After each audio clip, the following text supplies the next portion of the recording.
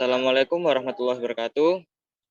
Di sini kelompok kami akan mempresentasikan hasil kerja kami, yang yaitu materi tentang rekayasa kebutuhan. Dengan saya sendiri, Muhammad Daniel Rashid Akbar Syamsuri. Dan saya Muhammad Ilham Arta. Saya Zakia Afif. Dan saya Syafana Tanila Salwa. Next.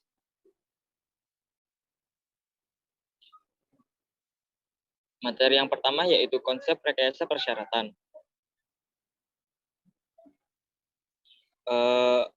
Rekayasa persyaratan adalah proses yang melibatkan semua kegiatan yang dibutuhkan untuk membuat dan memelihara dokumen persyaratan sistem. Dalam konsep rekayasa persyaratan ini terdapat 4 kegiatan proses rekayasa persyaratan tingkat tinggi yang generik. Yang pertama yaitu studi kelayakan sistem, yang kedua estilitasi dan analisis persyaratan, yang ketiga penspesifikasian persyaratan dan dokumentasinya, dan yang keempat adalah validitasi.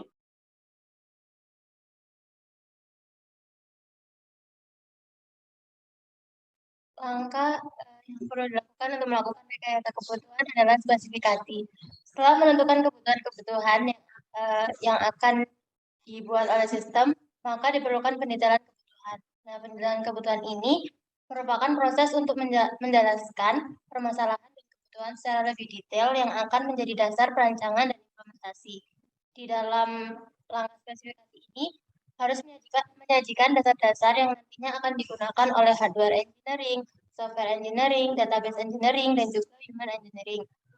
Kemudian juga harus mendeskripsikan fungsi dan performa dari computer-based system dan kendala-kendala yang nantinya akan dikembangkan.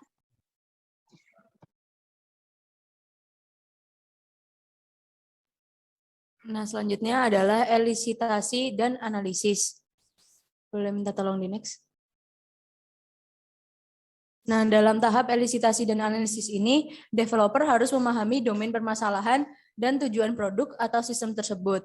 Developer dan stakeholder akan menggali domain aplikasi, layanan yang diperlukan, batasan-batasan perangkat keras, dan sebagainya. Fokus pada tahapan ini adalah apa yang harus dicapai, bagaimana sistem atau produk cocok untuk kebutuhan bisnis, dan bagaimana sistem atau produk akan digunakan sehari-hari. Dalam tahapan ini, komunikasi adalah faktor yang penting untuk dilakukan baik dari stakeholder maupun developer. Boleh di next.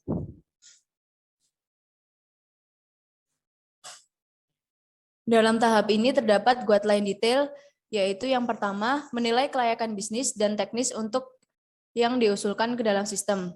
Yang kedua, identifikasi orang-orang yang akan membantu menentukan persyaratan dan memahami ekspektasi organisasi. Yang ketiga, menentukan lingkungan teknis yang ditempatkan. Yang keempat, identifikasi batasan domain. Yang kelima, menentukan satu atau lebih metode elisitasi persyaratan, contohnya wawancara, diskusi, atau pertemuan tim.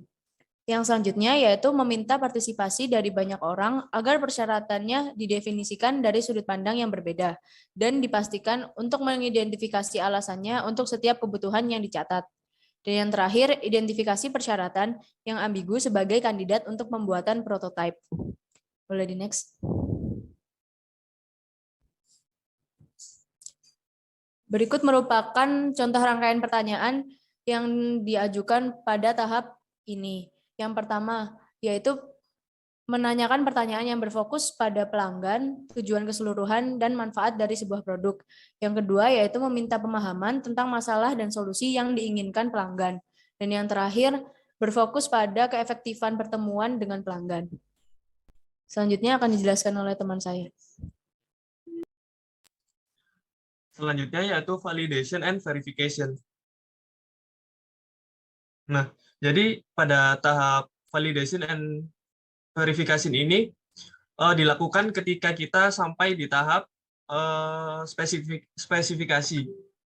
Nah, inti dari tahap validasi dan verifikasi itu adalah pengecekan kembali requirement yang akan dilakukan oleh tim developer dan juga tim klien serta stakeholder yang terlibat dalam rekayasa kebutuhan.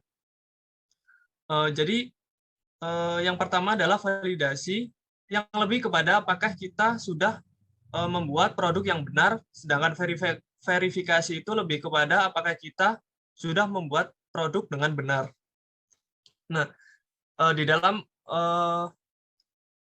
validasi dan spesifikasi ini meliputi dua teknik. Yang pertama adalah review atau software specification review, dan yang kedua adalah prototyping atau model sistem yang dapat dieksekusi.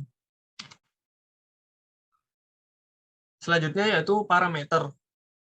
Pada parameter validation meliputi yang pertama validasi itu sendiri, yaitu apakah sistem menyediakan fungsi yang paling mendukung kebutuhan pelanggan, dan yang kedua adalah konsistensi atau apakah ada persyaratan yang bertentangan, atau yang ketiga komprehensi, apakah sebuah fungsi yang dibutuhkan oleh pelanggan itu sudah termasuk begitu. Dan untuk selanjutnya yaitu parameter specification. Ada 5 poin. Yang pertama adalah keterbacaan, yang kedua adalah testabilitas, yang ketiga adalah kelengkapan, yang keempat adalah identifikasi, dan yang kelima adalah ambiguitas.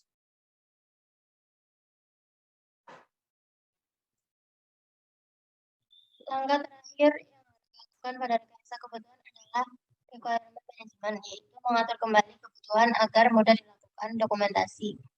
Bisa di next. Nah, contoh dari requirement management ini ada requirement identification, yaitu setiap kebutuhan harus bersifat unik agar dapat dibedakan dengan kebutuhan yang lain. Contohnya bisa dengan memberikan kode atau indexing. Kemudian yang kedua ada change management atau manajemen perubahan, yaitu rangkaian kegiatan yang menilai dampak dan biaya dari sebuah perubahan. Yang ketiga ada documentation, yaitu penulisan tentang seluruh kebutuhan untuk nantinya mendukung proses desain. Dan yang terakhir ada tracking and traceability, yaitu suatu kebijakan untuk mendefinisikan hubungan antara kebutuhan serta kebutuhan dan sistem yang perlu disimpan.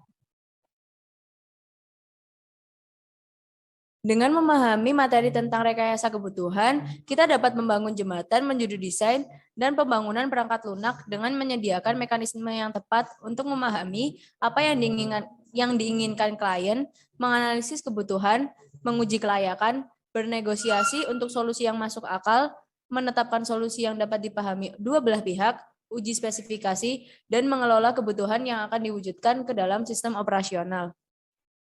Cukup sekian dari presentasi kelompok kami. Mohon maaf apabila ada salah kata. Wassalamualaikum warahmatullahi wabarakatuh.